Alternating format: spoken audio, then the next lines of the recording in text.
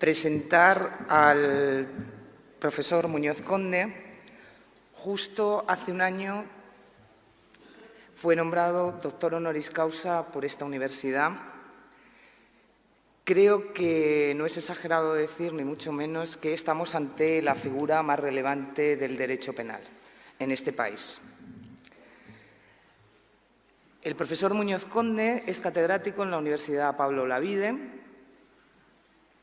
se formó en Alemania, tiene el premio von Humboldt, ha realizado más de 30 libros, 300 artículos, traducido a diferentes lenguas. Él mismo habla 7 idiomas. Ha impartido conferencias por todo el mundo ya. Es nuestro gran embajador del derecho penal. Su obra alcanza todos los ámbitos del derecho penal y procesal penal. Destacar su manual de parte especial y su manual de parte general con el que la mayoría de nosotros nos hemos formado.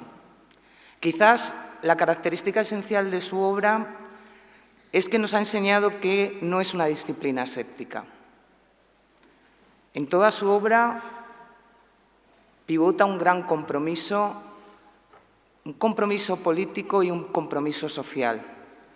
Es una obra muy garantista y respetuosa con los principios del derecho penal y ha sido nuestra guía para buscar un derecho penal más justo y más humanitario. Yo creo que esa es la gran lección que hemos aprendido de él y que intentamos desarrollar cada uno en nuestro ámbito y en lo que investigamos dentro del derecho penal. Quiero resaltar los vínculos que tiene con esta universidad. Parece ya una tradición que le tengamos aquí todos los años, pero es que tenemos el privilegio siempre de disfrutar en primicia de lo que son sus investigaciones durante el año. Primero nos las cuenta aquí en Salamanca y después las publica. Y, como no, agradecerle que la mayoría de nuestras carreras universitarias han sido apoyadas y avaladas por él. Por lo tanto, para mí hoy es un gran placer y le agradezco mucho que esté un año más aquí, que nos va a hablar, y quiero pedirles disculpas porque me confundí yo al poner el tema, va a hablar sobre la participación del particular en los delitos especiales, aunque inicialmente estaba programado la configuración del tipo de injusto, criminalización primaria y secundaria. Pero como estamos ante un gran genio, sin lugar a dudas estoy segura que nos va a entroncar una conferencia con la otra. Y además nos va a hablar del proyecto del Código Penal que hoy se ha aprobado en el Congreso, porque es capaz de eso y mucho más. Muchas gracias por estar aquí. Gracias. Sí. ¿Ahí arriba?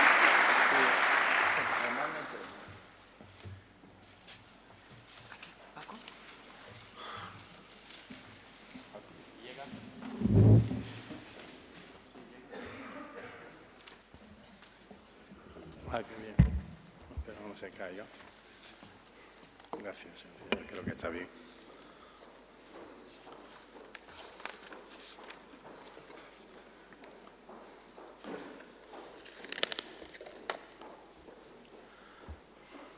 Hola, buenas tardes o buenas noches o tardes noches.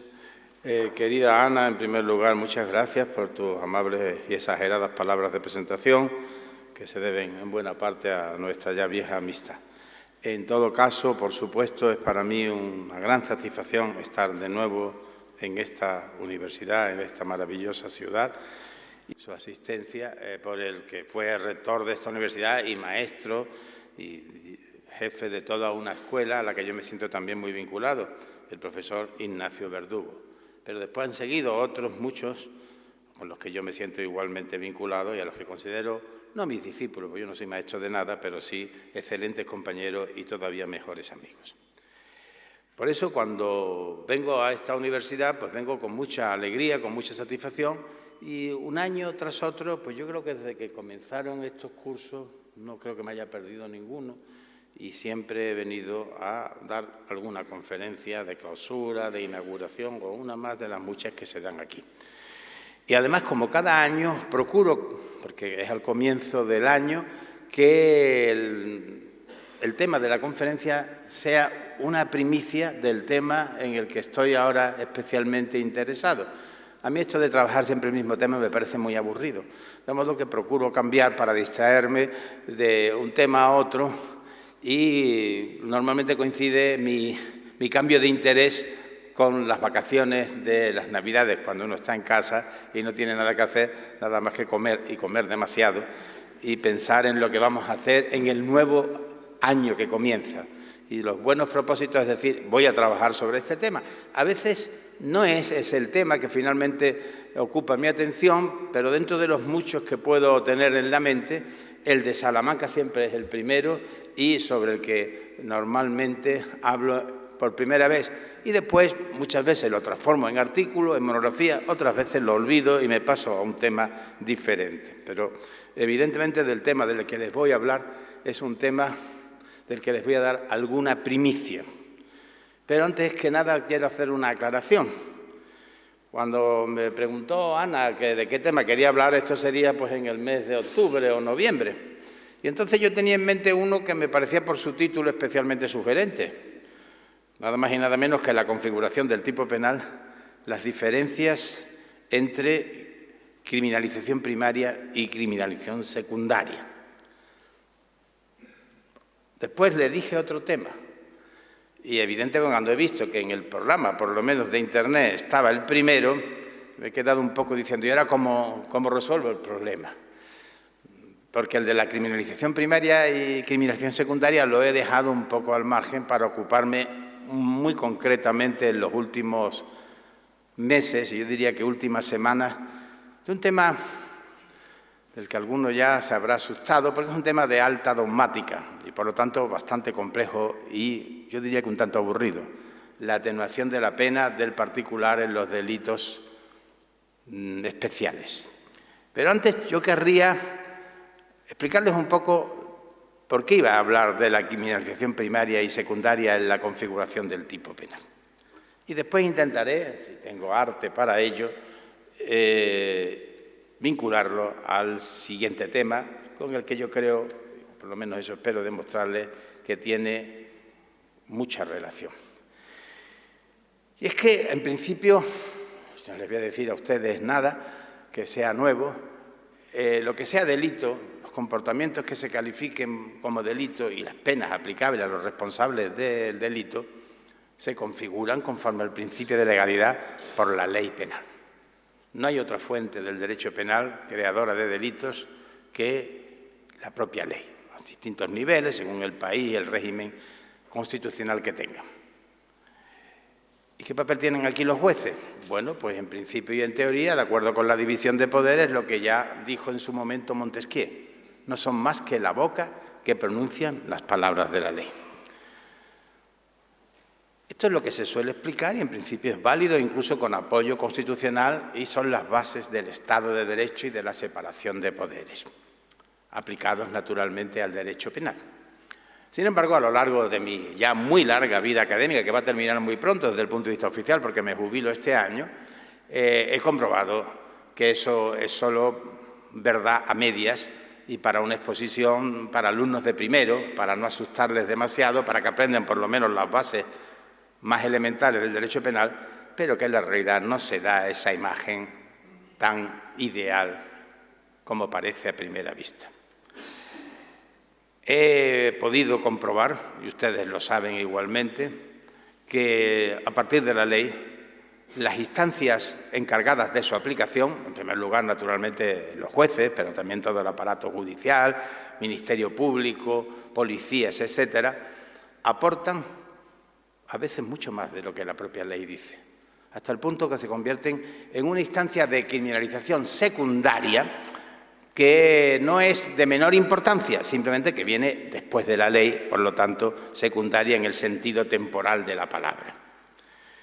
Y eso en principio es inevitable cuando se trata de la determinación de los hechos a los que se va a aplicar la ley. La prueba de un hecho entra dentro de lo que en la ley, en el lenguaje procesal, se llama libre valoración de la prueba. Libre valoración de la prueba que no puede ser arbitraria, que no puede ser contra las leyes de la lógica, contra las leyes científicas, pero que, por ejemplo, en la verificación de la verosimilitud de la declaración de un testigo, pues depende mucho de la experiencia, de la apreciación de la subjetividad del juez o de los jueces en un tribunal, el que se le dé mayor o menor o ninguna credibilidad. E incluso a veces leyes científicas son discutibles porque la ciencia tampoco aclara al 100% las pruebas de tipo hematológico, de tipo de identidad, etcétera, etcétera. Y al final los jueces interpretan esas pruebas conforme a su sano sentido, que si no va contra la lógica, pueden ser absolutamente contradictorias con la apreciación que hagan otros jueces. Ahí tenemos ya algo que es muy importante, que esa ley que va a ser aplicada a los hechos depende mucho de cuáles sean los hechos que se estimen como aprobados en el proceso. Si fuera solo eso, diríamos, es imponderable las impurezas del proceso penal. El proceso penal no es un laboratorio, la búsqueda de la verdad en el proceso penal no es la búsqueda de la verdad científica, sino de una verdad forense, etcétera, etcétera, y sobre eso se puede dar una conferencia, incluso yo he escrito algo al respecto. Pero es que yo creo que también en la interpretación de la ley, los jueces pueden hacer de su capa un sayo y pueden aportar, tanto para aplicarla en un sentido o en otro, criterios que solo, muy difícilmente o solo indirectamente se derivan de la ley. Pongamos un ejemplo, el más simple de todo, el del delito de homicidio, escrito en cualquier código penal de nuestros países o de cualquier país civilizado, como el que matare a otro, el que privare de la vida a otra persona. Y bien, empezamos con la teoría de la causalidad, la de la eficiente, la de la causalidad adecuada, la de la conditio sine qua non. Por lo pronto, para imputar el resultado muerte de alguien habrá que conectarlo con una acción de otra persona que ha causado esa muerte.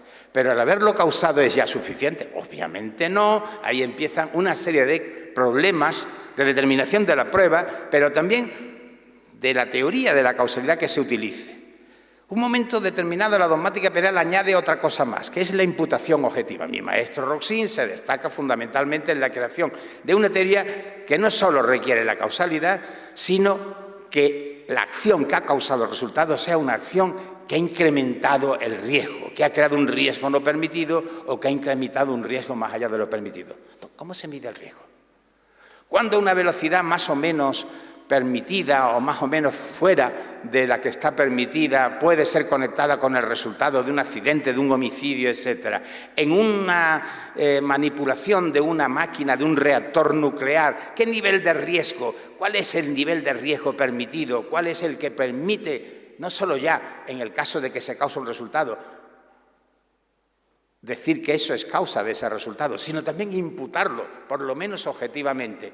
Hay un termómetro, un barómetro, un metro que nos diga qué nivel de riesgo. Hay unos criterios, obviamente, en la circulación, las velocidades máximas permitidas, pero evidentemente ahí ya empiezan los jueces a hacer de su capa un sayo, a interpretar ese concepto que es fundamental para imputar el resultado de homicidio producido o causado por una persona. Y si hablamos de la comisión por omisión, dejar morir de hambre a una persona, dejarlo sin asistencia un día de frío como el de hoy en Salamanca, ¿es homicidio en comisión por omisión o es simple omisión del deber de socorro? ¿Se imputa el resultado o no? Teoría de la posición de garante, teoría de la causalidad hipotética, que es tan complicada que incluso para los máximos especialistas en casos de ese tipo hay muchas discusiones sobre cuándo un sujeto no solo tiene el deber de socorrer, sino también el deber de impedir un resultado y de responder si ese resultado no se produce. Ponemos los casos de los médicos, de las personas especialmente obligadas a impedir resultados, pero evidentemente fuera de esos casos más o menos de laboratorio, la mayoría de las veces tenemos muchas dudas respecto a si se imputa o no un resultado que se ha producido por omisión de una conducta que podría haber impedido ese resultado. Y no digamos nada si nos vamos al tipo subjetivo. ¿Cuándo hay dolo? ¿Cuándo hay culpa? ¿Cuándo es dolo directo? ¿Cuándo es eventual? ¿Cuándo es culpa consciente o inconsciente? Las diferencias son notorias. Y la configuración del tipo de un delito de asesinato, que a mi juicio requiere dolo directo, de un homicidio, que puede ser suficiente con el dolo eventual, o de un homicidio culposo en un caso de accidente de tráfico, eso cualquiera que lea un libro de derecho penal, incluso al nivel más elemental, en la doctrina de una parte general para alumnos de primero, verá que la teoría de la representación, la teoría de la voluntad, hace que cada uno pueda decir lo que quiera sin salirse de la ley, que solo habla de dolo o culpa, o imprudencia, como dice el Código Penal español. Bueno, con esto solamente quería ponerle de relieve que evidentemente no podemos prescindir del que aplica la ley, que en definitiva es el juez, y que en ese momento de aplicación de la ley muchas veces no es lo que importa la ley misma, sino lo que el juez decide conforme más o menos a lo que la ley haya previsto. Miren, hay un silogismo muy fácil de entender en la lógica jurídica clásica, que está basada en la lógica aristotélica. Premisa mayor, bueno, Aristóteles decía todos los hombres son mortales, Juan es hombre, luego conclusión, Juan es mortal. En el derecho penal podría ser premisa mayor, el que matare a otro será castigado como homicida con la pena de 10 a 15 años de prisión. Premisa menor, Antonio ha matado a María. Conclusión, Antonio deberá ser castigado con la pena prevista en la premisa mayor. Ya hemos dicho que solo para interpretar la ley en casos de causalidad, de imputación objetiva, de comisión por omisión, de dolo, de imprudencia, tenemos que recurrir, o los jueces tienen que recurrir a sus propios criterios, a su formación jurídica, a los libros, a los precedentes de los tribunales, lo que llamamos jurisprudencia, y a la determinación del hecho concreto de si Antonio mató a María, a una prueba que puede ser pericial, testifical, contradictoria, etcétera, etcétera, etcétera. Para llegar después a una conclusión que puede incluso, en las reglas de determinación de la pena, llevar a límites mínimos, a límites máximos dentro del marco penal que permita la ley. A mí me parece un acierto de la criminología crítica el que, a través de las llamadas teorías del etiquetamiento, distinga entre lo que era el título de la conferencia originaria, criminalización primaria, la que hace el legislador, criminalización secundaria, la que hacen las instancias encargadas de la aplicación de la ley. En la criminalización primaria se pueden hacer todo tipo de críticas. Los códigos a veces se caracterizan más por lo que no castigan que por lo que castigan.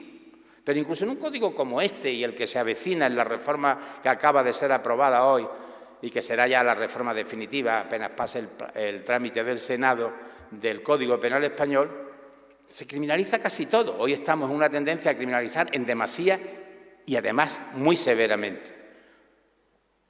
Se puede hacer una crítica de la legislación, se puede hacer una crítica de los códigos penales anticuados que apenas ven más que los delitos clásicos contra la propiedad, el robo, el hurto, y no ven los delitos económicos. Hoy día se reproche a los códigos penales modernos, no se le puede hacer, pero siempre hay una ideología detrás de la ley. Pero mucho más importante es, después, la ideología y todos los factores mediáticos, políticos e ideológicos que están detrás de los aplicadores de esa ley. Poder judicial o instancias del aparato judicial, incluyendo, naturalmente, además de los jueces, al Ministerio Público, policía, funcionarios de prisiones, etcétera, etcétera. Bueno, este era el tema principal de mi primer tema de la tesis, del título que propuse en la primera vez. Pero después, por una serie de cosas y de coincidencias que me vienen a las manos casi sin esperarlo, y dado de que yo aquí he dado primicias sobre las relaciones entre un famoso penalista de gran influencia en nuestro derecho penal hispano y latinoamericano, como fue Edmundo Mesger, y el derecho penal nacionalista, del que fue uno de sus principales representantes, pues siempre me ha quedado como una especie de curiosidad de ver que muchas de las construcciones de la dogmática penal alemana, a la que yo venero y le debo prácticamente la mayor parte de mi formación jurídica, elaboradas después de la Segunda Guerra Mundial, tienen un componente de ocultamiento, de relación encubierta con el pasado brutal, del que se quería salir y olvidar completamente, nacionalsocialista, que ya casi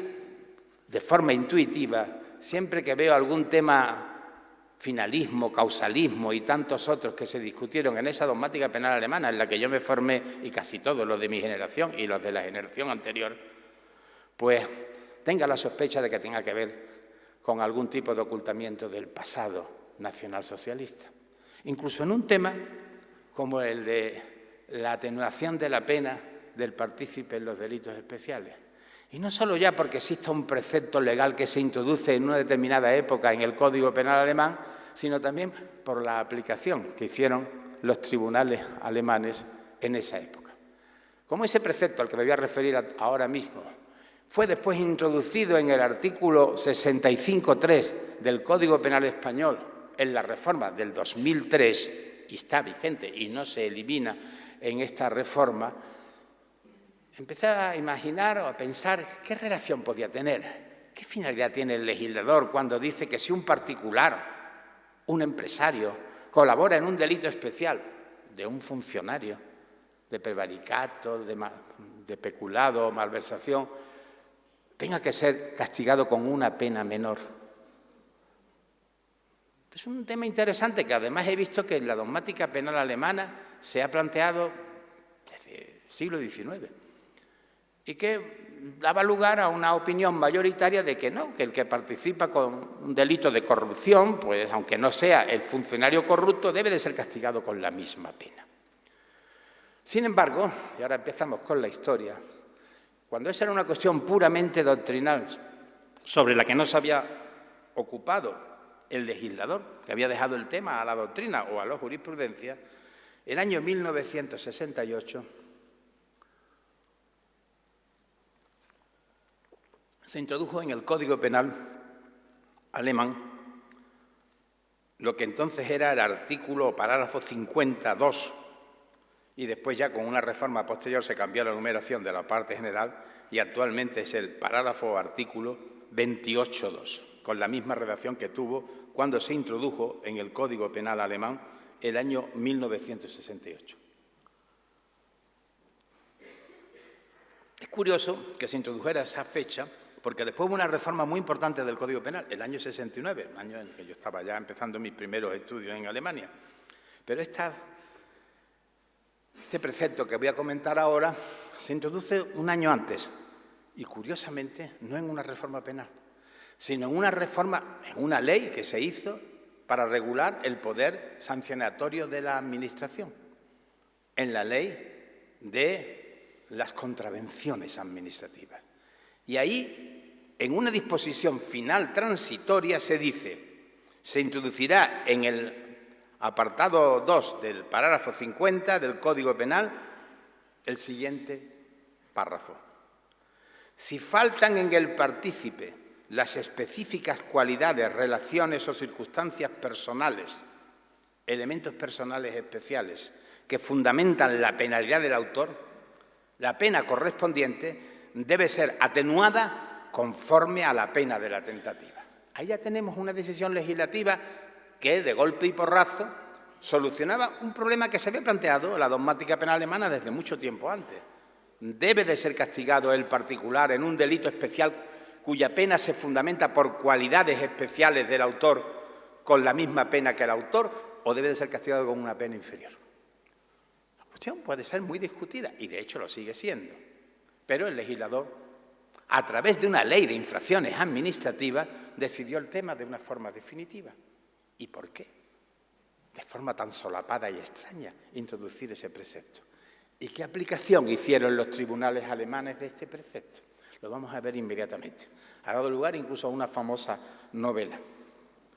Pues muy bien, por aquella época se había comenzado con mucho esfuerzo a revisar el pasado criminal de muchos del régimen nazi que habían participado en el Holocausto, que habían cometido crímenes horribles. En Auschwitz, en los campos de concentración, quemando en la sinagoga familias enteras de judíos, etc. La jurisprudencia se le ocurrió una tesis, que es la tesis subjetiva de la participación, que ya tenía antes, según la cual, en estos casos, los que ejecutaban los hechos por orden de sus jefes no actuaban con ánimo de autor, animus autoris, sino con animus soci, con ánimo de cómplice, y que, por lo tanto, aunque ejecutaran materialmente los hechos, al actuar con ese ánimo, no de autor, sino de cómplice, la pena que se les podía aplicar era la de cómplice. La pena de cómplice en asesinato, en Alemania en esa época y también en la actual, puede rebajarse hasta 3 años de prisión. Y es lo que se hizo en los pocos casos que hubo condenas, de sujetos convictos y confesos de que habían participado en verdaderas masacres en el Holocausto. Esta tesis fue criticada por mi maestro, de eso he escrito un artículo que él mismo me ha alabado mucho y que ha sido después nada menos que origen de muchas polémicas en países como Perú, con el caso Fujimori, en Argentina, con el caso de la dictadura, de Videla, etc. Y es que Roxin dijo, no, yo no estoy de acuerdo con esa teoría. Esa teoría se basa en una premisa incorrecta, porque aquí se trata de un aparato de poder criminal, el de las SS, el del régimen nazi, y en este caso los meros ejecutores serán autores de asesinato, pero los que están en la cadena de mando, los que están detrás, desde Hitler hasta por toda la cadena jerárquica del grupo criminal de las SS, son autores mediatos. Oiga, pero el autor mediato es el que se sirve de un instrumento inimputable, de un niño, de un enfermo mental, de alguien que incluso no sabe que está cometiendo un delito. Y aquí los ejecutores sí cometían un delito. Y esa fue la principal objeción que se le hizo a la tesis de Roxin. Pero esa tesis, que en Alemania no fue acogida, que fue silenciada, la formuló Roxin en el año 62, e incluso hasta publicado, y él mismo lo ha reconocido, fue vetada y no se publicó en el artículo a la revista a la que lo mandó, después se publicó en otro lugar. Esa tesis después fue aplicada en el caso del proceso contra los generales dictadores de la dictadura argentina, en el caso de Videla, y más recientemente en el caso de Fujimori en París. Y finalmente, por fin, en Alemania, tras la caída del muro, para juzgar a los dirigentes de la antigua República Democrática Alemana, el Tribunal Supremo alemán abandonó la tesis subjetiva y aplicó la tesis de Roxin, calificándolo a los responsables máximos dirigentes en la cúpula de poder de estos regímenes como autores mediatos. Bueno, pero eso ha sido más recientemente e incluso ha sido objeto de discusión de la que no me voy a ocupar ahora, porque no tiene nada que ver con el tema, o solo indirectamente. También en los años 60, después de 15, 20 años, hay una película en Alemania que se llama Los asesinos están entre nosotros, por las razones que sean, y porque en la Guerra Fría a los americanos les interesan más gente con pasado nacionalsocialista muy feo, pero que eran anticomunistas, y en la Guerra Fría lo que querían era que fueran anticomunistas. Agentes de las SS se pasaron a la CIA, etcétera. Catedráticos como Metge ocuparon puestos aún más importantes, presidentes de la Comisión de Reforma del Código Penal, etcétera. Había un cierto malestar, obvio. Había gente que decía, pero si este tipo era un asesino, este tipo mató a mucha gente, ¿cómo está en libertad? ¿Cómo es juez? ¿Cómo es catedrático? Y hubo un fiscal que curiosamente murió exactamente igual que ayer, o antes de ayer murió el fiscal argentino, Fritz Bauer, que en los años 60 inició el proceso de Auschwitz. Empezó a identificar a los responsables de Auschwitz, que estaban en libertad, e incoó contra ellos un proceso.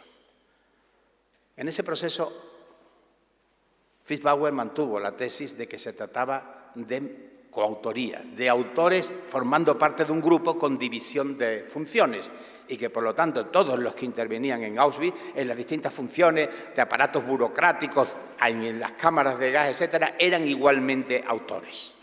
Y esa tesis fue acogida por primera vez en la condena que hubo en el proceso famoso de Auschwitz en Frankfurt en los años 60.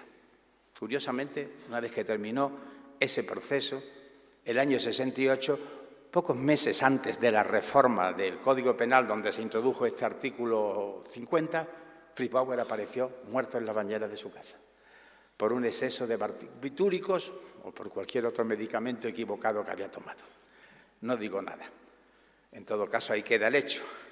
Pero evidentemente aquello en gente muy importante del gobierno o de los altos cargos del poder de la administración alemana engendró un cierto miedo. Caramba, el que más y el que menos tiene algún pasado que ocultar. ¿Y qué hacemos? Los tribunales empiezan a castigar y empiezan además a castigar como autores, ya no con la tesis de la complicidad. Fritz Bauer, el joven Roxin, ha publicado un artículo ahí muy bravo en el sentido de que se trata de autores, aunque sean autores mediates. Y entonces, sospechosamente, aparece este artículo en una ley de infracciones administrativas. Si se tiene en cuenta que el secretario de Estado de Justicia en Alemania en aquella época era nada menos que Eduard Dreher, que tenía procesos en la otra Alemania, porque cuando fue fiscal de menores en Innsbruck, en la guerra, pidió reiteradas veces la pena de muerte para los jóvenes desertores, menores de 18 años, etc., uno entendería que Dreher tuvo que intervenir en algo en esa reforma. El caso es que esa reforma se produjo. ¿Y qué efectos podía tener en la persecución de los delincuentes nazis? Curiosamente lo tuvo, e inmediato. Se fundamentaba la calificación de asesinato en base a que en el Código Penal alemán uno de los motivos o uno de los elementos agravantes para calificar el homicidio como asesinato y con prisión perpetua era el móvil, y es el móvil abyecto, el móvil bajo, entendiendo como tal también el móvil racista.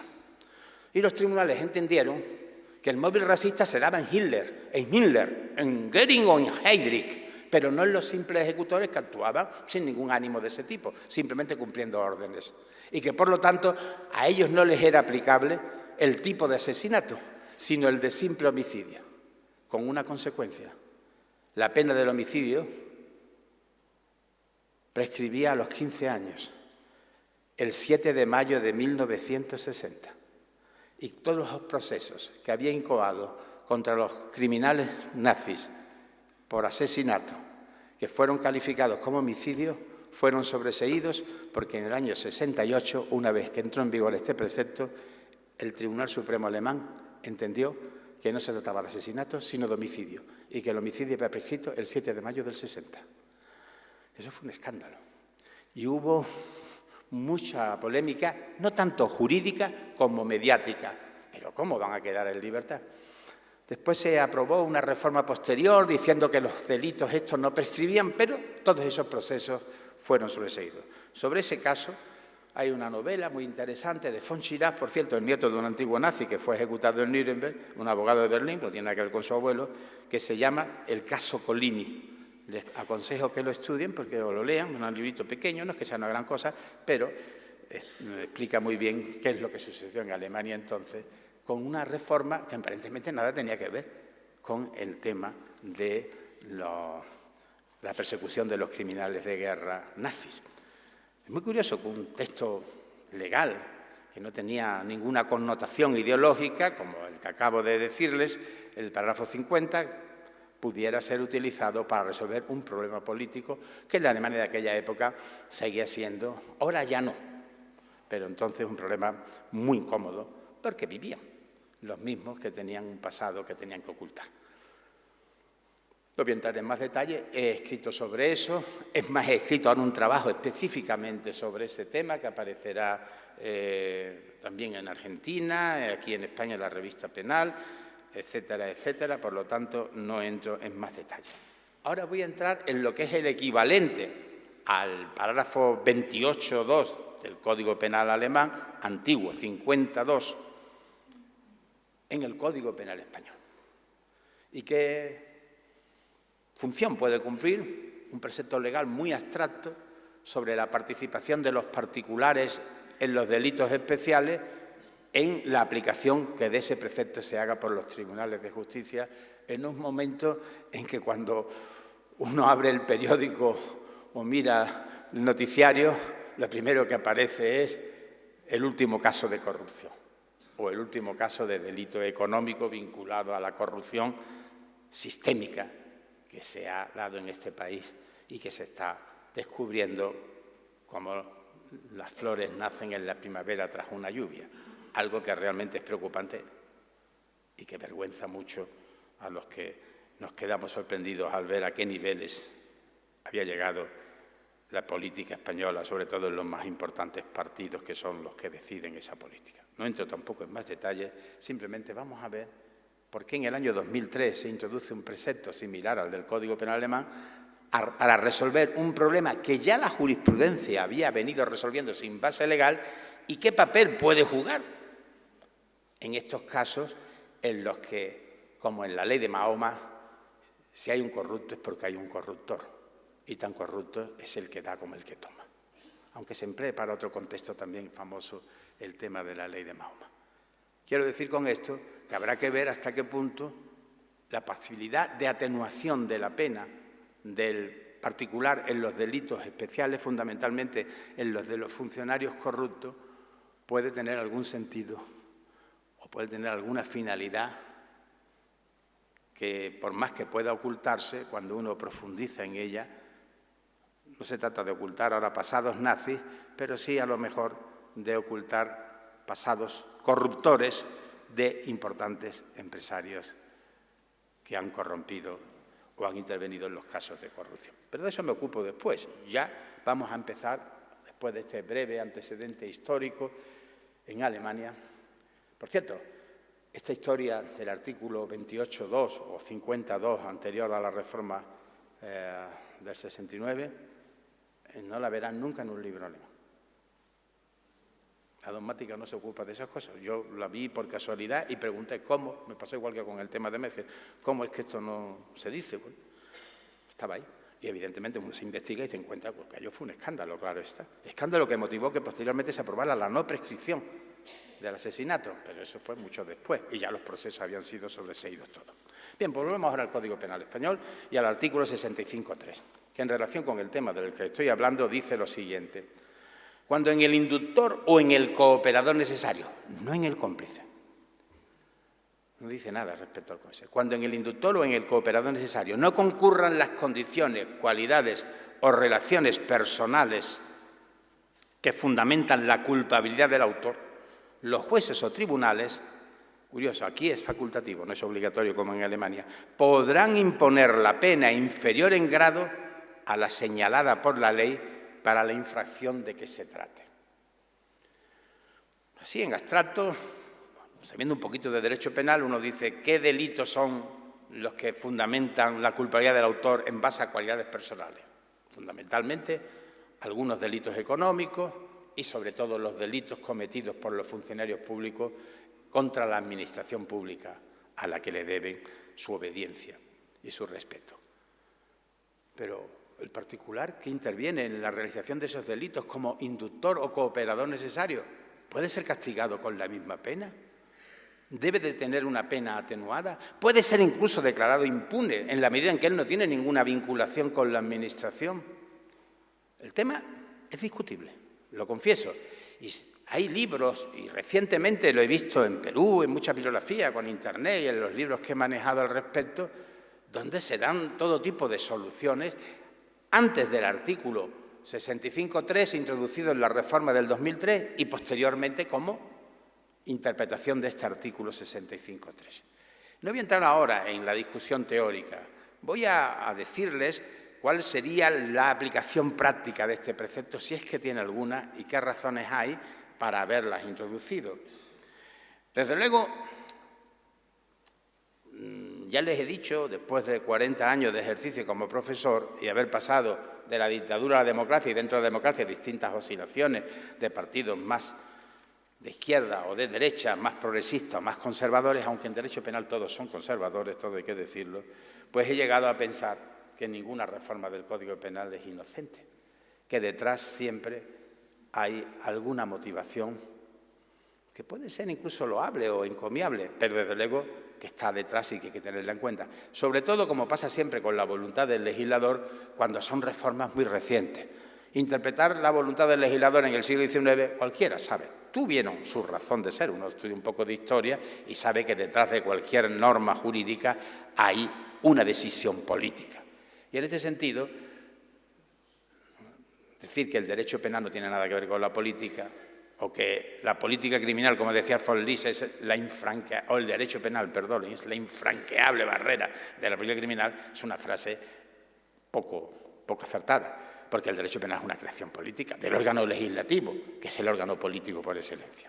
Pero vamos, tampoco se puede adjudicar una ideología política a cada uno de los artículos, que más o menos vienen de una tradición. Para castigar el homicidio no hace falta decir qué ideología había detrás, porque entra dentro de un estereotipo cultural más o menos asumido a través de los siglos.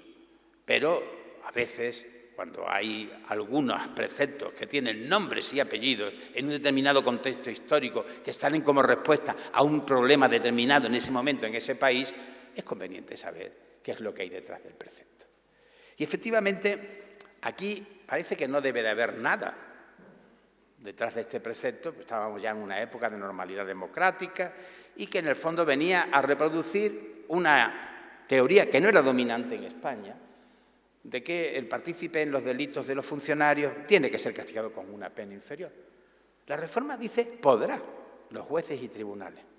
Bueno, ¿y qué habían hecho los tribunales españoles hasta el año 2003? Interesante. ¿Hasta qué punto era necesaria esta declaración del legislador? Si ya los tribunales tenían algún tipo de solución. Cuando digo los tribunales me refiero naturalmente a la jurisprudencia al más alto nivel, es decir, al Tribunal Supremo, que obviamente vincula a los tribunales inferiores. El Tribunal Supremo había resuelto ya este tema de muchas formas.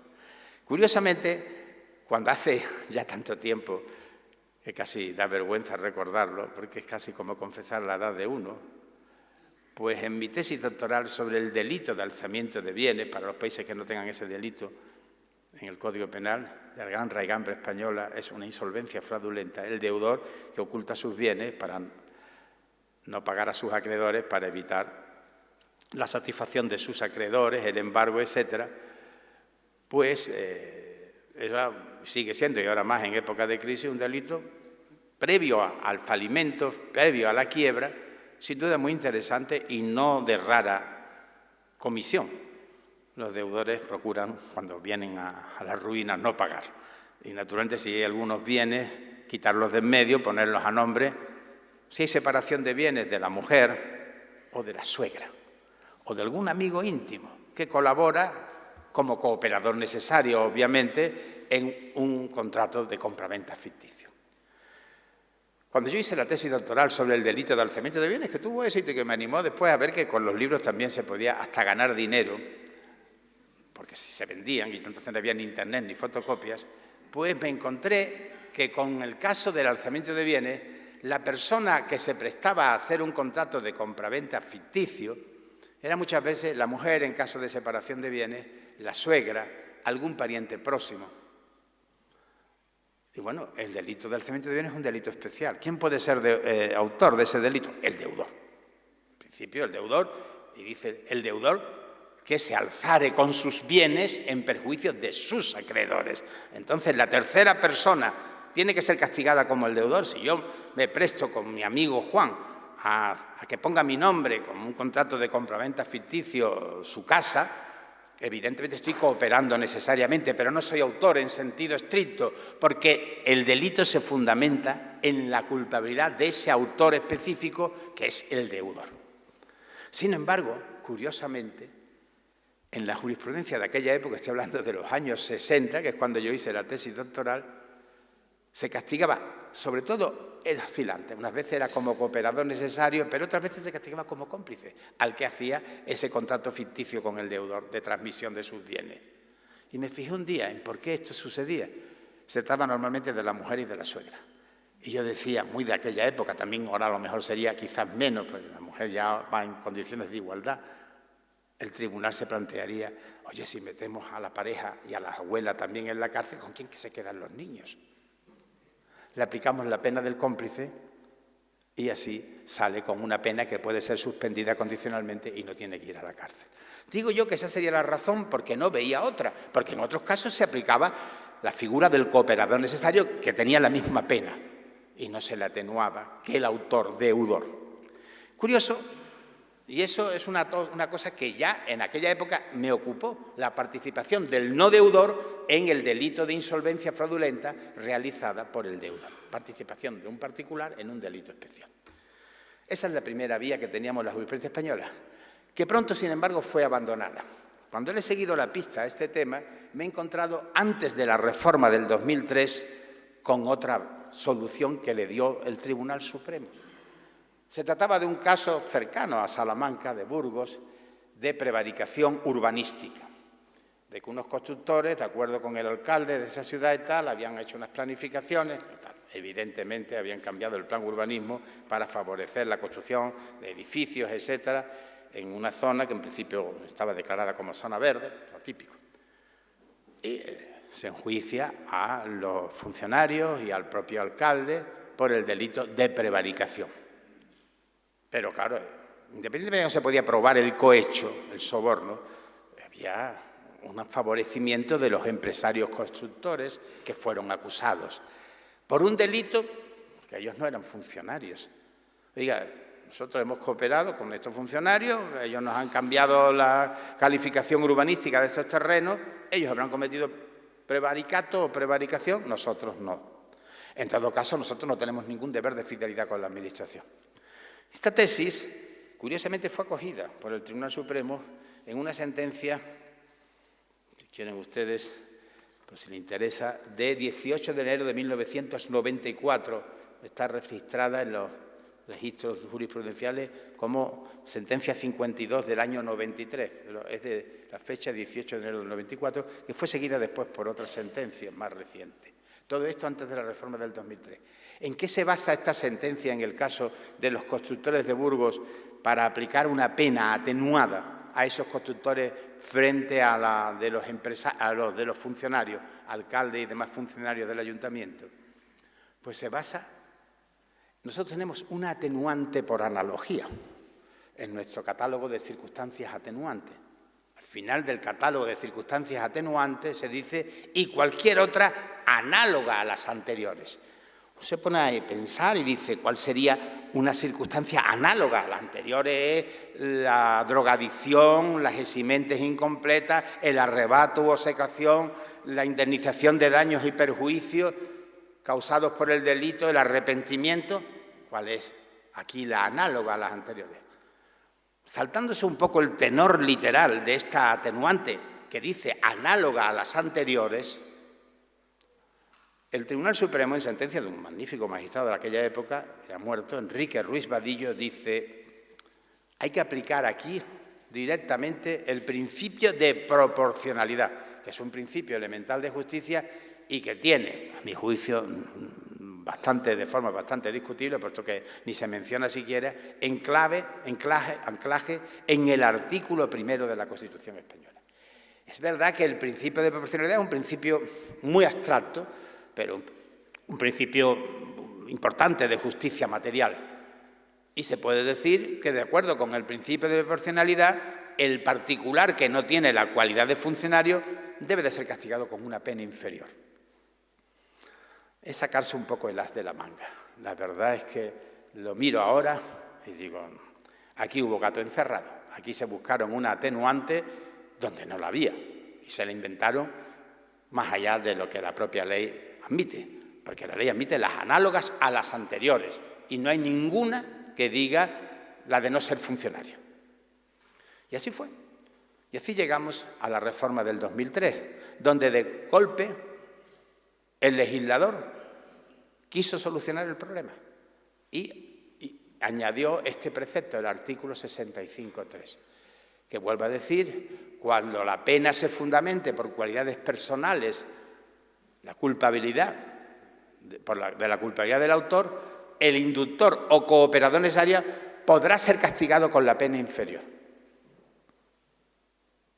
Es curioso, la sentencia desde el 94 hasta la reforma del 2003 pone la atenuante analógica como obligatoria.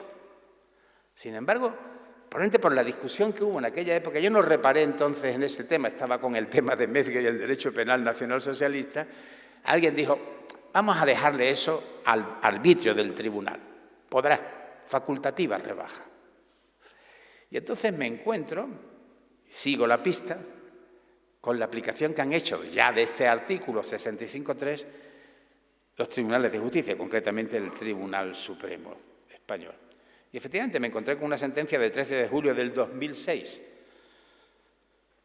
en la que, también en un caso de administración fraudulenta de un banco, donde se estafa a mucha gente, se considera que la administración fraudulenta es un delito especial. El administrador fraudulento es el único que puede cometer el delito en función del cargo que ocupa. Y que los empresarios que habían sido beneficiados, este es un tipo que con el banco, el dinero de la gente particular lo utilizaba para préstamos encubiertos a amigos suyos y empresarios. Y aquí se plantea de nuevo el tema. El administrador, por cierto, del banco se había quitado de en medio y todavía no ha aparecido. Y los empresarios que fueron beneficiados con préstamos a muy bajo interés por este administrador, ¿de qué responden? Y bueno, no les leo ni siquiera el fundamento. Dice en esta sentencia el magistrado ponente que sigue vigente la atenuación analógica obligatoria. Uno dice, caramba, pero eso ya, si se hizo la reforma, ya esto era para decirle a los tribunales, ya tienen ustedes esta posibilidad. No, dice, se sigue vigente. Es el principio de proporcionalidad y está muy bien aplicado. Lo que concede el legislador, y no queda muy claro, es la posibilidad de que además o de forma alternativa se pueda rebajar también la pena en base al artículo 65.3. Caramba, ¿cuántas rebajas aquí? Y desde luego algún significado tiene esto, y más en un caso que tenía también ciertas connotaciones sociales de alto nivel económico, etc. Y así seguimos, ya con el derecho vigente. Y no quiero tampoco pecar de demasiada casuística, y hay que elegir algunos casos que están en la mente de todos, para ver hasta qué punto este precepto puede dar un juego que a mí me parece muy discutible. Recientemente, en un caso que va a seguir siendo muy impactante para la opinión pública e incluso para el futuro de la corona española, la infanta de España, hija del anterior rey y hermana del actual, está implicada con su marido en un caso para ella solo de fraude fiscal. Hay otros para su marido de corrupciones barrias. Pero a través de una sociedad que se creó para disfrazar el dinero que venía de subvenciones ilegales, etcétera, y que lógicamente no se declaraban al fisco, finalmente, tras una odisea donde el juez instructor ha sido acusado de prevaricación, etcétera, la señora infanta se va a sentar en el banquillo.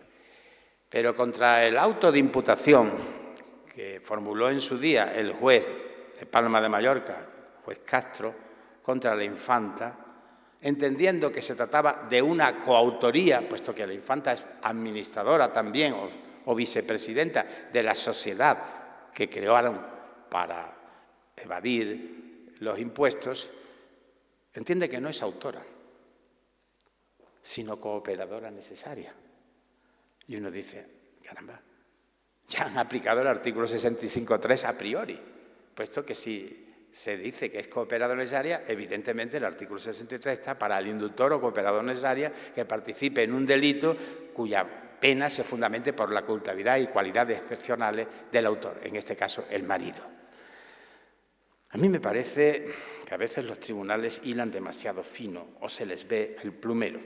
En todo caso, evidentemente esto no va a excluir que esta señora se siente en el banquillo de los acusados y ya veremos si eso no es acusada. La defensa, que lleva a un conocido penalista, gran amigo y uno de los grandes jóvenes de la joven generación y de la vieja, pero la verdad es que es muy bueno y muy conocido, Jesús Silva, empezó diciendo que ella lo hacía por amor, que ella no sabía nada y que ella ciega por amor. Hombre, no es un argumento dogmático muy asumible el que sea por amor, ¿no? Hoy día es muy corriente que las mujeres estén implicadas también en los fraudes que hacen los maridos, porque no son tontas y no firman a ciegas, no son analfabetas y saben perfectamente lo que están haciendo e incluso cooperando, prestando su nombre, más en este caso. Pero no voy a entrar en muchos detalles, simplemente que cuando vi, y eso es lo que me llamó la atención, que la audiencia finalmente aceptaba la imputación que hacía el juez de instrucción, pero calificándola como cooperadora necesaria, no pude evitar leer el artículo 65.3 que permite rebajar la pena cuando se trate de el inductor o cooperador en un delito, como es el delito fiscal, cuya pena se fundamenta en la culpabilidad del autor, el deudor tributario, igual que en el alzamiento de bienes. Y si ella no es deudora tributaria, siendo titular, cotitular de la sociedad donde se ocultaban los ingresos para no declararlos a Hacienda, entonces, ¿qué es? Bueno, pues no han quedado en cooperadores y ya veremos qué consecuencias tiene eso. Pero no quiero entrar en más casuística. Lo que me preocupa, y ahora que tengo que rehacer mi parte especial, porque la reforma, aquí, la parte general, el tratamiento del error de prohibición y de la comisión por omisión, al legislador se le importa muy poco, a pesar de que los teóricos siempre estamos hablando y discutiendo sobre eso. Pero en la parte especial se ven decisiones claras con nombres y apellidos. Y de pronto, cuando he leído la parte especial ahora en la reforma y la mía, y después de 20 ediciones, me he dado cuenta de que este precepto del 65.3, quitando algunos delitos económicos, en los delitos de los funcionarios va a ser muy poco aplicable. ¿Y saben ustedes por qué? Porque el legislador prácticamente resuelve el problema ya en casi todos los delitos. Y les voy a explicar. De forma muy contradictoria, ciertamente. Empezamos por el cohecho. Hombre, el cohecho sería un típico delito donde el funcionario recibe dinero, cohecho, soborno, para realizar cualquier acto ilegal que beneficie al particular que le da el dinero. Y el particular que le da el dinero, ¿de qué responde? Diríamos, pues, de participación en un cohecho. Pero en el cohecho se da una particularidad. A veces el funcionario dice, hombre, ¿usted qué se ha creído? Yo soy pobre, pero honrado. Y el empresario español le decía, hijo mío, las desgracias nunca vienen solas. Puede ser que el empresario que quiere sobornar se encuentre con un funcionario honesto. No es muy frecuente, o lo es, dependerá del país, dependerá de ciertos niveles, pero evidentemente puede darse ese caso. ¿Qué sería? Una tentativa de participación en un cohecho que no se da porque el funcionario no lo comete. La solución la ha dado el legislador prácticamente en todos los códigos penales del mundo. La diferencia entre cohecho pasivo, el del funcionario, y el cohecho activo, el del particular. Es un delito que puede darse independiente el uno del otro. Puede ser a la inversa, que el funcionario pida dinero y el particular no se lo dé. Y el funcionario comete cohecho pasivo, consumado. Tanto el que solicita como el que recibe. El que solicita puede que no contenga el dinero que solicita porque el empresario no se lo dé, el particular. Y con el particular puede pasar lo mismo, que ofrezca el dinero y el funcionario lo rechace. Los dos delitos son consumados, cada uno tiene su propia dinámica. Y en la reforma del Código Penal español más reciente se castigan con la misma pena, el cohecho pasivo y el cohecho activo. Por lo tanto, no se puede aplicar el 65.3. Pregunta que les hago inmediatamente. ¿Y si a través del cohecho se consigue una prevaricación? Si le doy al funcionario el dinero para que adopte una resolución injusta, me califique unos terrenos como edificables, siendo así que son de calificación de zona verde, bueno, pues con el Código Penal y con la reforma del 2003 diríamos, como cohecho, los dos con la misma pena. Ahí no hay ninguna rebaja porque el cohecho activo es punible independientemente. Pero por prevaricación se le puede rebajar la pena. No lo entiendo. Sin embargo, sería perfectamente posible, porque el 65.3 es aplicable en los delitos en los que la culpabilidad, la pena se fundamente por la culpabilidad de relaciones personales del autor. El funcionario que comete cohecho pasivo y el particular cohecho activo, ahí no hay ninguna rebaja. Cada uno responde de su delito. Sin embargo, en la prevaricación, el funcionario responde por el delito de prevaricación con la pena que se le aplique y el particular con la pena rebajada, atenuada, porque se le aplica el 65.3, que de todas formas hay que advertir que no es obligatoria la atenuación. Esa es una posibilidad que ha dejado ahí el legislador. Al juez, claro está, a la criminalización secundaria. Pero sigamos. Lo mismo puede pasar con el tráfico de influencias. Hoy en día, que muchas veces es un cohecho en el que no se puede probar la entrega del dinero, pero se ha ampliado mucho el tráfico de influencias sin que pueda constatarse que el particular haya entregado, pero sí haya ejercido su influencia, que puede ser de tipo político, etcétera, sobre el político, sobre el funcionario o la autoridad pública. Ahí también se penalizan las dos conductas, las del funcionario y las del particular. Tampoco se puede aplicar el 65.3. Pero, sin embargo, si ese tráfico de influencia sirve para un delito de prevaricación, ahí sí se puede aplicar el 65.3, porque ahí no hay previsto nada respecto al particular. El particular responde por haber intervenido, participado en el delito del autor principal. Naturalmente que no voy a entrar en un tema dogmático muy complejo como es hasta qué punto se puede romper el título de imputación y uno responde por un delito y otro responde por otro. Es que en prevaricación no hay prevaricación del particular.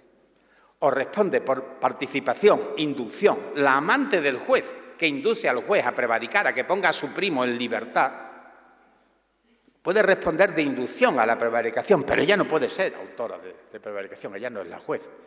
Pero según el artículo 65.3 puede tener una pena rebajada. Por cierto, que la pena sería la de inhabilitación especial. Al amante del juez no creo que le interese mucho llegar a ser juez, lo cual es una pena absurda, no hay otra. Pero bueno, en todo caso queda ese tema ahí y para eso sí puede aplicarse el 65.3. Pero solo en ese caso. Hay otros muchos más. Otros muchos más, caramba, me he perdido la ciencia. Yo creo que me lo sé de memoria, pero por si acaso lo veo. Tengo tantos papeles. Y los que hay otros más son de difícil solución. Por ejemplo, en el peculado se castiga al funcionario que se apodere de los bienes que tenga por razón de su cargo, en su custodia o cargo, o que deje que otro, el particular, lo haga. Si yo dejo, funcionario, que el particular entre en mi despacho y se lleve el ordenador, la computadora de mi despacho, yo cometo malversación. ¿Y el particular qué comete? ¿Participación en una malversación o hurto? La verdad es que no lo sé.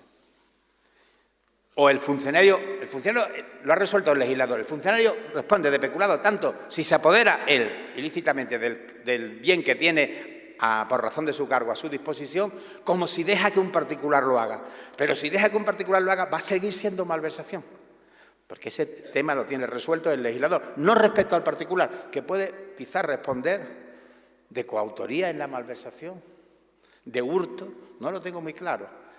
Si estimamos que la acción principal es la del particular, el funcionario de todas formas va a responder por la malversación o peculado, porque así lo dice el Código, pero habría que plantearse si el particular también respondería por ese delito o por uno particular. Porque estoy hablando de delitos como la prevaricación, que no tienen una correspondencia con un delito común. En la malversación podría irse por la vía del hurto para el particular o del robo, y en ese caso podría argumentarse la ruptura del título de imputación, que ya no sería el mismo para el funcionario y para el particular. Pero el legislador ha resuelto casi todos estos casos. Por ejemplo, descubrimiento y revelación de secretos. Si empezara a leer el Código se volvían ustedes hasta mañana, pero son delitos y delitos. El funcionario que revela secretos que tiene por razón de su cargo. Se castiga al particular que hace uso de esos secretos como tipo independiente. Con lo cual, otra vez, el 65.3 no tiene ninguna aplicación. Y así podemos seguir y seguir. El funcionario de prisiones, que de acuerdo con un particular, aparte del cohecho que puede haberle dado dinero, deja en libertad a un preso. Está la doble modalidad prevista, la del particular que coopera y la del funcionario. Es decir, que continuamente estamos viendo que la mayoría de los supuestos donde el caso se podría aplicar, el 65.3, no tiene aplicación porque el legislador ya ha resuelto el tema. Y al resolverlo, pues caben muy pocas posibilidades interpretativas de aplicación del artículo 65.3. Les voy a decir incluso algo más. En el capítulo del delito de prevaricación, y no quiero cansarles ya mucho con otros muchos casos, está también el delito de nombramiento ilegal. El funcionario, que a sabiendas de que el particular no tiene la cualidad para ese cargo, lo nombra. Es necesario ser licenciado en Derecho, él le consta que no lo es, pero es su primo y lo nombra. ¿Qué delito comete el particular nombrado al efecto? Está previsto especialmente. En el Código Penal Español se castiga al funcionario que hiciera el nombramiento ilegal y al particular que lo aceptare. Y así podríamos ir siguiendo. ¿Qué papel entonces va a tener el artículo 65.3 si en los casos donde más se podría aplicar parece que no tiene aplicación? Hay un caso con el que quiero terminar porque no quiero entrar demasiada casuística, que además como van a cambiar el código, cualquiera sabe, algunos de estos delitos también pueden cambiar. Es un caso que fue el que motivó la reforma alemana, es el de asesinato.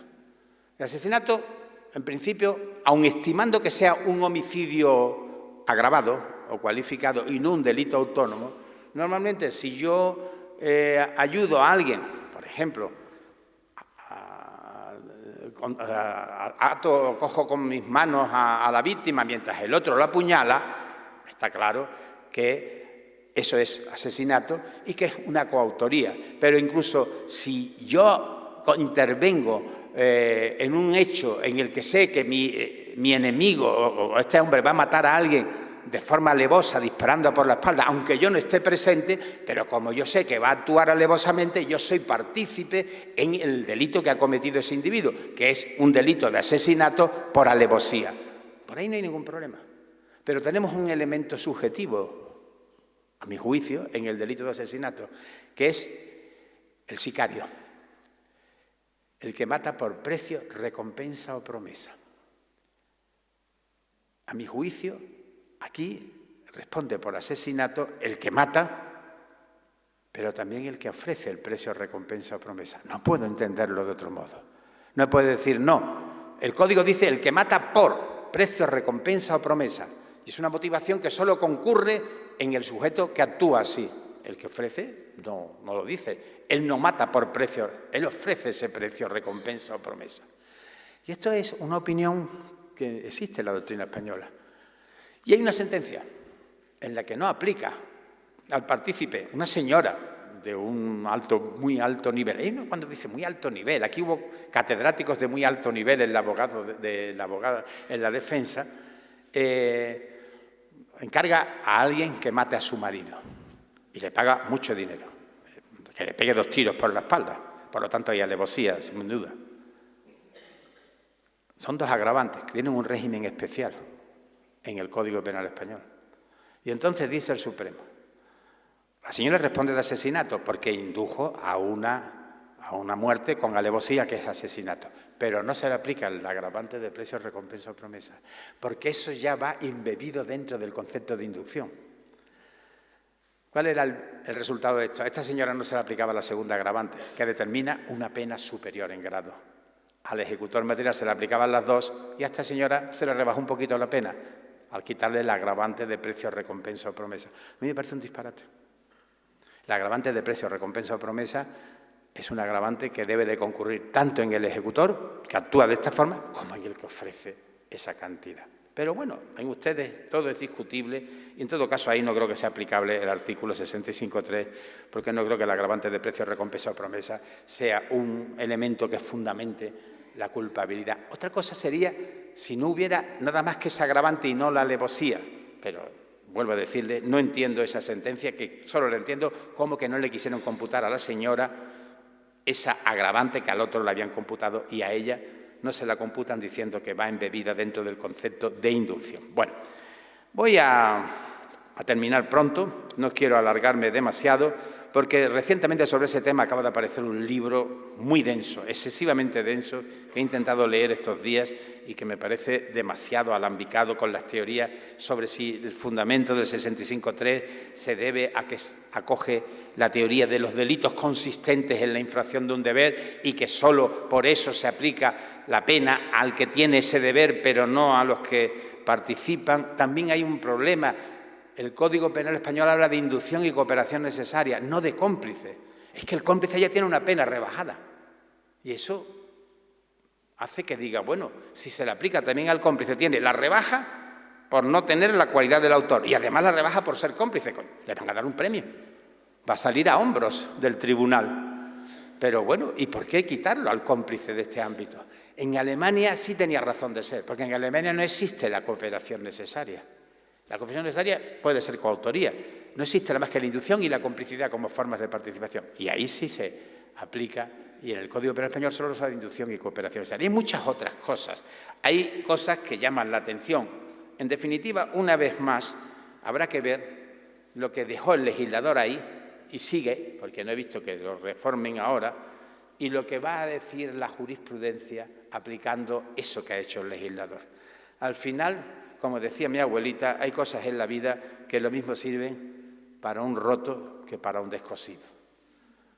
Evidentemente, este tema lo he sacado aquí porque después de descubrir una vez más el uso que se hizo torticero por la jurisprudencia alemana del equivalente para excluir los procedimientos contra los criminales nazis, hay que sospechar siempre que detrás de esta reforma no hay nada inocente, que los tribunales tienen ahí una posibilidad de, según convenga, según la influencia mediática, política o ideológica, en algunos casos van a recurrir al artículo 65.3 y van a rebajar la pena, y en otros no, puesto que es una rebaja puramente facultativa.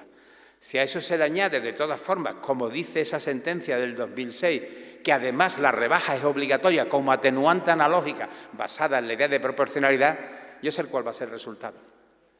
La sabia Italia, de la que todos procedemos de un modo u otro y de sus derechos romanos, siempre ha sabido salir muy airosa de los problemas políticos que ha tenido su país.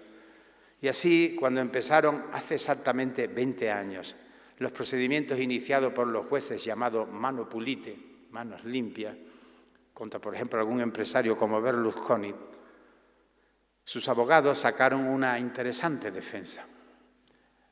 Los empresarios italianos no habían sobornado a los políticos, ¿qué va? No eran autores de cohecho activo, eran víctimas. Ellos se vieron obligados a pagarles porque los políticos les dijeron: si no nos pagáis, no tenéis las concesiones que os estamos dando, de modo que a pagar. Y los pobres empresarios, encabezados por el señor Berlusconi, tuvieron que pasar por taquilla a pagar.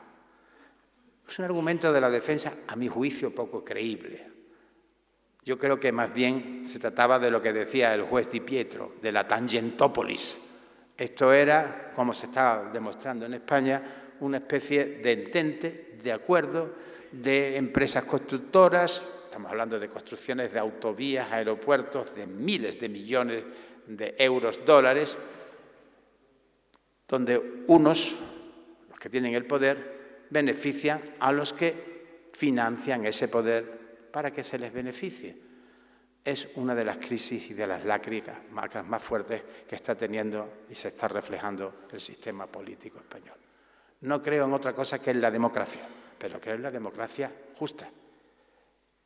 Ya un Maquiavelo, que como todo el mundo sabe era un político, era un teórico de la política, Maquiavelo, es decir, que admitía que el político se dejara llevar solo por fines pragmáticos, decía que los políticos tenían que tener dos cualidades, la de ser honestos y la de ser eficaces.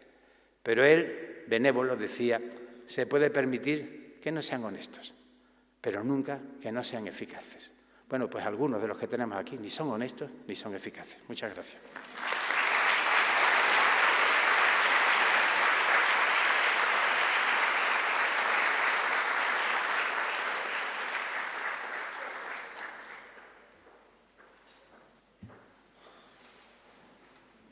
Bueno, abrimos ahora un turno de palabra por si alguien quiere formular alguna pregunta al profesor Muñoz Conde.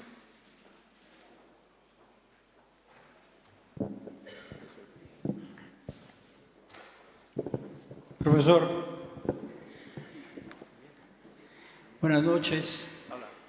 Gracias por su brillante exposición. Una pregunta. Yo vengo del Perú. En mi país y en general en varios países de la región tenemos muchos problemas y serios problemas de seguridad. Y usted mencionó el tema del sicariato. Y cada vez es más frecuente que la edad de los sicarios se vaya reduciendo. Hace poco el presidente del Poder Judicial en el Perú planteó reducir la edad para que pueda ser imputado a 16 años. Ahora los sicarios los delincuentes usan a sicarios de 13 y hasta de 12 años. ¿Se le ocurre alguna respuesta? Es evidente que la sociedad tiene que encontrar una solución a ese tema. Desde su experiencia, desde su análisis, ¿se le ocurre alguna forma de enfocar este tema? Vamos a ver, el tema que llame para. Primero, yo no creo en la rebaja de la edad, porque en todo caso, si yo le doy la pistola, puedo utilizar los grupos de inmigrantes ilegales, niños de 7 años, que son muy simpáticos y con una habilidad realmente que demuestran ya una inteligencia precoz. Te distraen, te miran, 2 o 3 se ponen a decirte cualquier cosa, a venderte unas flores y como te descuides ya te han llevado la cartera. Naturalmente el papá, la mamá están en la esquina esperándolos. ¿Qué quiere decir eso? ¿Que hay que meter al niño de 7 años en la cárcel? Por favor. Evidentemente, la mayoría, no voy a indicar ningún grupo de pueblo y tal, algunos son más habilidosos para eso que otros, pero evidentemente es una realidad de la que nos quejamos y algunos hemos sido víctimas, que esos niños, que son niños de 7 años, de 8, incluso menos, pues que distraen y tal, y otros, pues cuando te das cuenta se han llevado la cartera. En estos casos estamos hablando de hurtos, al fin y al cabo no es tampoco una grave tragedia, ¿no? Siempre lo es, porque en la cartera llevamos las tarjetas, el pasaporte, lo que sea, pero bueno, en principio es un simple hurto. Y claro, eso es un hecho que se da. Lo del sicariato en algunos países, y concretamente en México, etcétera, evidentemente es un problema grave, pero eso no tiene que ver con que se rebaje la edad, lo ha dicho claramente.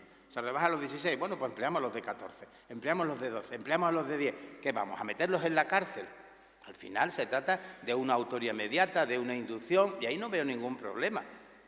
Evidentemente, cuando además se trate no solo de que roben, sino de que maten. Evidentemente es un problema de delincuencia juvenil que tendrá su tratamiento en la sede que tenga que tener, por lo menos hasta los 18 años.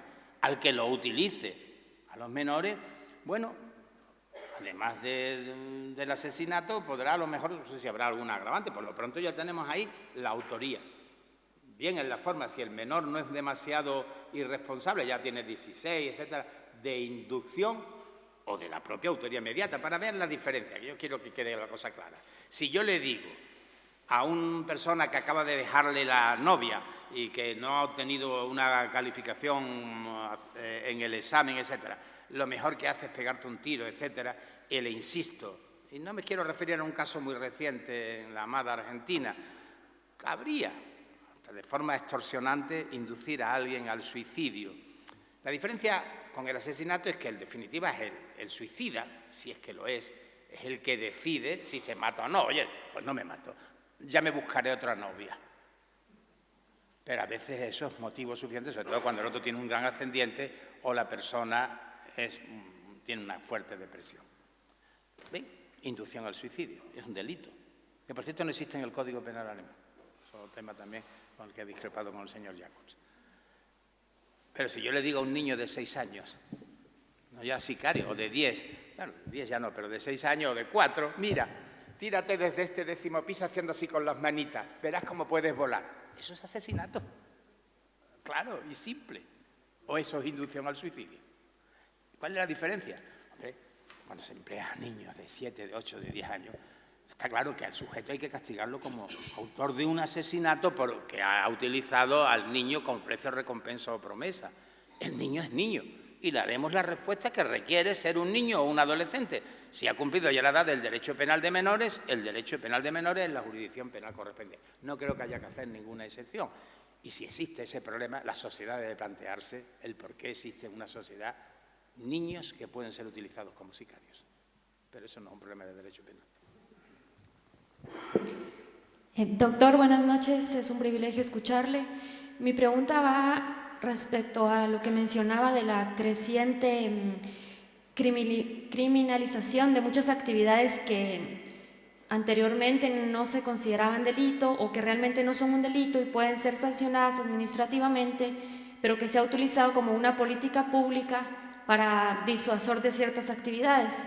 Por ejemplo, en Guatemala se empezó a sancionar el hecho de que un empresario no extendiera una factura y pues ya, le abrían un juicio penal. Entonces cuestiones que antes eran sancionadas administrativamente pasan a ser actividades delictuosas y como esto va en contra del principio de que el penal es la última ratio. A ver, no, ¿el caso exactamente cuál es? El caso es que se ha criminalizado. Es que no se escucha bien por el esto, hablo un poco más matizadamente, no sé, es que el eco no me entiendo bien. Bueno, ¿qué opinión le merece la creciente criminalización de actividades que antes eran sancionadas únicamente con multas administrativas? ¿Pero en qué caso? Como por ejemplo en asuntos fiscales, no emitir una factura, no presentar alguna planilla, cuestiones que antes eran sancionadas con multa administrativa. ¿Y ahora? Ahora se ha criminalizado y se les abre un proceso penal Independientemente de la cuantía. Sí, independiente, pueden ser, no sé, €1. Vamos a ver, aquí eso es un tema interesante. Evidentemente en Suecia, cualquier fraude de unos pocos pesos o dólares al fisco se castiga con cárcel. Son países que tienen una enorme tradición de conciencia fiscal y donde uno ve que además el Estado, el dinero de los contribuyentes se lo gasta en hospitales, escuelas, etcétera. Por lo tanto, tiene una cierta legitimación en que, por lo menos, bien vía de multas, si el delito no es muy grave, bien con penas de prisión, cualquiera, artistas famosos, etcétera, van a la cárcel si no han pagado los impuestos. En muchos países de nuestra área de cultura latina, como aquel italiano que era el que más pagaba impuestos y le preguntó a un periodista, ¿usted es el más rico de este país? Digo, el más rico no lo sé, pero el más tonto seguro. Es decir, hay una conciencia de que el que paga impuestos es porque es tonto. Hay que buscar algún tipo de forma de evitar el pago de los impuestos. Es verdad que los estados o los gobiernos no se han mostrado muy buenos administradores del dinero de los ciudadanos. O sea, la gente debía pagar encima a los corruptos esto. Vale, es un problema de tipo social muy difícil de resolver. Hombre, criminalizar infracciones, yo no sé si habrá aquí algún chileno, yo estoy muy vinculado a Chile, me dijo el profesor allí, pero me pasó una cosa muy curiosa. Yo llevaba un plátano que estaba comiendo, llamaron a subir al avión y lo metí en la bolsa de forma inconsciente. Después ni me acordé del plátano. Estuvieron a punto de procesarme al pasar la frontera como traficante de fruta prohibida. El plátano pesaba 180 gramos, me hicieron perder casi 2 horas, etcétera. Yo ese tipo de derecho penal o de infracción administrativa, y yo estoy registrado como traficante de plátanos seguramente en el registro de aduanas del aeropuerto de Santiago de Chile. Me quedé, bueno, yo intenté convencer a la funcionaria y por poco me dice, ¿qué está usted diciendo? No, estoy perdiendo el tiempo. ¿Cómo? Bueno, no quiero entrar en más detalle. Quiero decir que en un país lo que no se puede es imponer de pronto una ley seca, tipo Suecia, y decir, aquí nadie ha pagado impuestos, pero ahora el que haga una factura falsa por 100 pesos, 10 años de cárcel, o 10 años o 6 meses, me parece excesivo. Pero sí es verdad que el nivel de fraude fiscal es muy grande. Ahí sale entonces el tema de que son los impuestos indirectos, no hay impuestos de la renta, es decir, casi siempre son problemas marginales al penal. Aquí en España se ha puesto serio el delito fiscal, y es más, va a pasar como pasó en Estados Unidos con Al Capone, que se le achacaron centenares, o se suponía, de muertes, y al final solo pudo ser condenado, y fue a la cárcel, murió en ella, por delito fiscal, por fraude tributario. Pero bueno, era un fraude tributario de mucho nivel, ¿no? Yo creo que efectivamente en los estados modernos el delito fiscal es un delito importante porque los estados viven pueden hacer su actividad en base al gasto social, en base a los dineros que recaben por ingresos fundamentalmente de los contribuyentes. Lo que sí le diría, y eso lo estamos viendo ahora, es que sin duda los particulares, hay particulares que han ganado mucho dinero y tal, pero que habría que fijarse más en las multinacionales. Y ese es un tema grave. Es decir, ya puesta a empezar, y es lógico que sea así, que todo el mundo pague los impuestos que debe de pagar, que paguen más los que tienen más. Y no que empecemos a utilizar el derecho penal para penalizar el fraude, pero el fraude de poco nivel, de escaso interés, puesto que afecta a partes de la población que no son muy importantes económicamente, mientras que los muy importantes económicamente pues se queden fuera o tengan determinadas habilidades radicándose en paraísos fiscales o los beneficios que tienen en un país declarándolos en otro que no tributan, etcétera, etcétera. Yo no soy un especialista en eso, pero yo creo que el problema está ahí y naturalmente ese es un problema difícil de resolver si no hay, primero, una administración íntegra y que actúe con rapidez y con los ordenadores y las computadoras, y eso se puede llevar muy bien. Y después que realmente incida. O sea, yo otra vez la corrupción en España, una cosa que me sorprende es que hay gente que tienen 50 millones de euros en cuenta suiza. Esos 50 millones de euros han salido de algún modo. Esos 50 millones de euros han sido sustraídos al sistema impositivo español. Y entonces se ha hecho una repatriación una especie de amnistía fiscal para que vuelvan, y ahí están todo el día, y yo creo que también es una vergüenza, porque para que volvieran esos capitales se les ha dado unos tipos impositivos muy reducidos, etcétera. O sea que el problema existe y es un problema grave. Pero lo que antes era multa sea ahora delito, una decisión que, ya digo, si al final vamos a pagar todo. Otro argumento para imputar a la señora Infanta ha sido, bueno, la defensa. Los abogados defensores dicen lo que beneficia a su cliente, aunque a veces lo que dicen no es jurídicamente muy correcto. Aquí han dicho que no cabe la acción popular, que es una peculiaridad del sistema procesal español, en un delito contra la hacienda pública, porque en este caso, sorprendentemente, ni el fiscal ni el abogado del Estado, que representa a la agencia tributaria, han acusado a la Infanta. Pero hay una acción popular por ahí que sí la acusa. Y dicen, no es posible, porque si no, en este delito no acusa el fiscal, no acusa el abogado representante de la hacienda pública, no cabe la acción popular. Dice uno, ¿cómo que no cabe la acción popular? Pero sí, la hacienda pública, el delito contra la hacienda pública es el delito más público de todos los públicos. Ahí, si ven mi libro, lo tengo en un capítulo al final del libro, delitos contra el orden público económico. ¿Cómo puede decir que...? Ahora, en el caso de la doctrina de un banquero, sí, porque ahí no hubo acusación fiscal y era un asunto interno del banco. Pero incluso así, es una cosa que les digo, y es mi opinión, y no quiero entrar, ni que me importa el caso, yo no soy su abogado, ni me voy a llevar ningún dinero en este tema. Pero no hay ninguna excepción, es una peculiaridad del sistema español que está también reconocida en la Constitución española. Cualquier ciudadano español puede querellarse por cualquier delito público, no admite ninguna excepción. Y desde luego, si hubiera que tener alguna excepción, yo no la haría en el delito fiscal. Porque Hacienda somos todos, eso dice el refrán, o eso dice el eslogan, cuando llega la hora de pagar. Hacienda somos todos. Cuando tú defraudas a los demás. En fin, es un poco de explicación, pero bueno, en el caso ese, ya le digo, es una decisión que a veces el legislador en materia tributaria es como derecho penal del enemigo. Intenta por todos los medios que la gente pague y la gente se la ingenia para no pagar. Y así como el ratón y el gato. Pero yo creo que al final pagamos.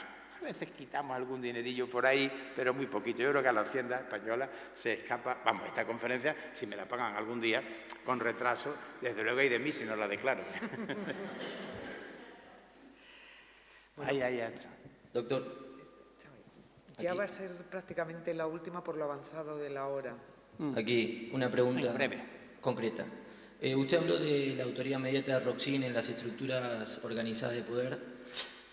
La pregunta concreta, soy de Argentina, es conocer su opinión respecto de la postura que ha tenido la justicia española en el enjuiciamiento de los crímenes de lesa humanidad cometidos en la dictadura franquista. ¿Aquí en España? Aquí. Ninguna. Es una vergüenza, pero ninguna. En España, lo único que se ha decidido con el caso del Silingo, y bueno, la profesora Pérez Cepeda sabe más que yo del tema. En España se hizo una especie de ley de punto final, de amnistía, por el tema Garzón, ya ha sido tan objeto de discusión. En España, lo que podría haber sido, no, claro, también 40 años más tarde, haberse muerto el dictador, aquí todo ha ido tarde. Se hizo la transición que se hizo, no voy a entrar ahora en ello, es la que se pudo hacer con el permiso de los que tenían el poder en aquel momento, que eran los herederos de la dictadura, y los demás dijimos amén, y en aquel momento ni quisimos, o mejor dicho, no pudimos exigir responsabilidades a los jerarcas del antiguo régimen de la dictadura. Y ahora el tiempo lo cura todo, y también mata a los verdugos, como en su día ellos mataron a las víctimas. Con lo cual, pues que ahora salga como en Alemania. Ahora sí, en Alemania se ha metido a uno que fue el guardián del Auschwitz, un ucraniano, iba al juicio con 95 años con la baba caída, y al final ni siquiera lo condenaron, murió en la residencia de ancianos, en el asilo donde estaba. En España no se hizo nada y es una vergüenza. Por lo tanto, la teoría de Roxin, que aquí en España, si miran el libro mío, vamos, no lo digo por propaganda, pero la biografía en autoría y participación son 4 páginas. Es lo que, claro, Roxin ha producido muchas posibilidades de tesis y de artículos. La tesis de Roxin es muy conocida. Los únicos sitios donde se han aplicado han sido en Perú e inmediatamente para el caso Montesinos, la de Yacos, con lo cual hay una versión latinoamericana de dogmática Yacos versus Roxin que no acabo de entender. Y en algunos tribunales, en principio, la sentencia contra Videla, que después fue anulada por la Corte Suprema, pero en base a que no tenía por qué aplicarse la autoría inmediata, pero que se podía aplicar la cooperación necesaria. Y al final, en Colombia, y poco más. Bueno, yo me he ocupado mucho del tema y tal, pero reconozco que aquí en España, ¿tú conoces algún caso que se haya aplicado? No, pues esa es la respuesta. Profesor, le quería preguntar respecto a justamente la dictadura y los crímenes de lesa humanidad. Soy de Argentina, en nuestro país, luego de una obediencia debida, un indulto que se declara posteriormente inconstitucional y se vuelve a juzgar a toda la cúpula militar y demás. Actualmente, recién haciendo referencia a lo que usted exponía en parangón con Alemania, se está ahora iniciando procesos por delitos de lesa humanidad contra civiles, por su supuesta participación, que incluye en algunas personas, digamos, catedráticos, rectores, jueces. Y en este caso la pregunta concreta es si son también alcanzados por el hecho de no integrar o no haber integrado en su momento órganos del Estado como sujetos activos de la lesa humanidad, si pueden ser alcanzados también en el juzgamiento 30 o 35 años después 40 años después de estos hechos. Vale, el tema es un tema muy complicado que nos lleva a otros ámbitos. De todas formas, a mí no me gusta que asesinos anden sueltos, pero tampoco me gusta que de pronto a los 40 o 50 años empecemos a exigir a abuelitos con la baba caída, a punto de morirse, para hacer una justicia simbólica. Yo creo, y lo digo con respeto y sobre todo a mi maestro, que en el fondo la sentencia primera de la Corte Suprema Argentina tiene cierta razón, el que al final nosotros tenemos la cooperación necesaria. Es decir, si la cooperación y el inductor tienen la misma pena. Y entonces lo que se trataría de saber si hubiera un artículo 65.3 que pudiera ser aplicable. Yo no sé si en el Código Penal argentino lo hay, cómo se resuelve este problema. Pero, en principio, la gente que ha torturado, que ha participado en transportes, etcétera, en principio tienen la figura, por lo menos del cooperador, o que ha denunciado, tienen la figura del cooperador, de inductor, que tienen la misma pena que el autor en sentido estricto. Por lo tanto, esta distinción que hace la dogmática alemana, en Alemania sí tenía razón de ser, porque aplicaban la pena del cómplice. Y dijo Rossi, no, eso es, la SS es una estructura que también puede ser muy discutible. La secretaria de Eichmann es también autora inmediata. El chofer de Bin Laden es autor de los atentados de las Torres Gemelas. Hay que tener mucho cuidado también con lo del grupo, el crimen organizado, porque el crimen organizado terminamos metiendo en un proceso penal a la señora que le lava los calcetines al terrorista, ¿no? Y con esta idea se está haciendo ahora las reformas que aquí se han apartado del Código Penal para hacer una ley antiterrorista. Están haciéndolo ahora mismo y se está ya intentando hacer en otros países a raíz de los atentados de París. Por cierto, aquí tuvimos 200 muertos y parece que eso fuera de España no le preocupa a nadie. En fin, hay que, hasta para ser víctima hay que hacerlo mejor en París, ¿eh? Pero bueno, también el tema ha cambiado. El caso es que efectivamente eso es un tema que nos lleva a que a través de ciertas formas de entender la participación en el delito con el crimen organizado. Caramba, el crimen organizado es mucho, es la secretaria, es el chofer, es la cocinera y claro, todos esos trabajan en la casa del narco de turno, del terrorista, etcétera. Y a mí me parece preocupante. De todas formas, yo creo que en Argentina el problema ha sido, como todo pasa en Argentina, más complejo, porque hubo primero unas condenas y ahí se dio después la ley de punto final. Después empezaron los procesos a unos niveles más en las distintas provincias. Se amplió, de pronto empezó una tendencia a decir, no, lo que no hicimos antes lo vamos a hacer ahora. Y esto produce una enorme inseguridad, ¿no? Yo lo que veo es que ha sido como una especie de oportunismo político. Lo digo con respeto, no le tengo simpatía a ningún torturador o a cualquiera que haya intervenido en esto, pero hay una especie de como oscilante. Esto no nos preocupó, entonces nos callamos y ahora, sin embargo, lo vamos a sacar a relucir. Y en algunos casos, verdaderamente, hay gente que a lo mejor dice, oiga, que yo sí, yo era el médico, pero yo no tuve una mayor intervención. Bueno, habrá que verlo. De todas formas, es un tema realmente muy complicado y ahí estoy viendo que unas veces se aplica la teoría de Rossin, otras veces no, y he seguido un poco la pista, pero aquí tenemos un especialista que además también conoce y ha trabajado, igual que yo, con uno que trabaja mucho el tema, que es Héctor Olasolo, que está ahora en Colombia. Está también Cayambos y nos vamos al derecho penal internacional. Y ahí les voy a decir una cosa. El derecho penal internacional es coger a los 4 generales africanos, pero nunca cogerán al Bush de Guantánamo o de la invasión de Irak. Y al final también pasa una cosa, que vamos a procesar a todos los soldados que cometen actos brutales, tribales en las guerras africanas, de violaciones, de amputaciones, etcétera. Se coge simbólicamente a 4 personas y Rossin estaba muy contento. Yo he publicado un artículo con una revista inglesa, americana, porque la Tribunal Corte Suprema por fin, la Corte Internacional ha aplicado la tesis de Rossin. El caso Lumumba, también uno no sabe ni siquiera si es Lumumba o Lumumba, un general del Congo, y Rossin estaba muy contento porque por fin una tesis de un autor alemán ha sido cogida por una Corte Penal Internacional que no está muy influenciada por la dogmática penal alemana. Es un caso muy aislado y es un caso en el que se ve claramente, bueno, que han utilizado ese criterio, pero el juez inglés dijo, con la joint enterprise es suficiente, la teoría del mundo anglosajón. Es decir, yo creo que se trata de saber si en un momento determinado hay que abordar ese tema, y eso nos lleva a otro tema. ¿Cuándo se aborda? Pues el derecho penal internacional es derecho penal del enemigo, pero no lo digo en el sentido de Jaco, sino derecho penal del enemigo vencido, porque los vencedores no son nunca juzgados, esos son los amos. Entonces, claro, al final pierden la guerra. Libia, Saddam, Gaddafi, Saddam Hussein, Irak, esos sí son ejecutados. Los que vencen, no, eso, el vencedor nunca será juzgado, lo juzgará la historia.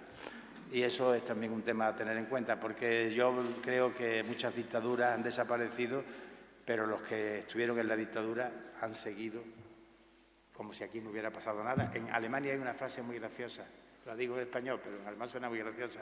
Yo no fui, fue Hitler.